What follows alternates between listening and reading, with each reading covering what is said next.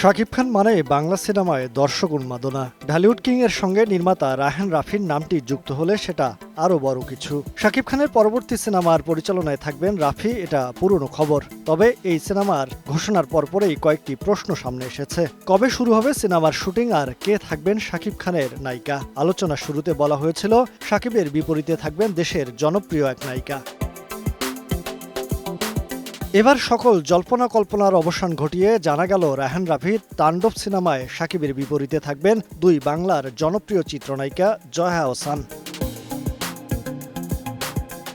ঈদুল আজহায় মুক্তি চূড়ান্ত করলেও কবে নাগাদ সিনেমার শুটিং শুরু হবে তা এখনও ঘোষণা দেননি নির্মাতা। একটি সূত্র বলছে জয়া আহসান থাকবেন তাণ্ডবে আর দ্রুতই হবে সিনেমার শুটিং।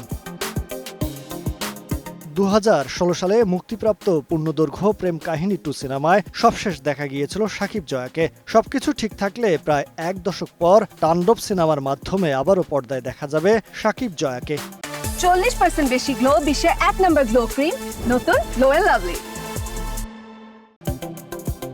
মহিব আল হাসান, সময় সংবাদ, ঢাকা।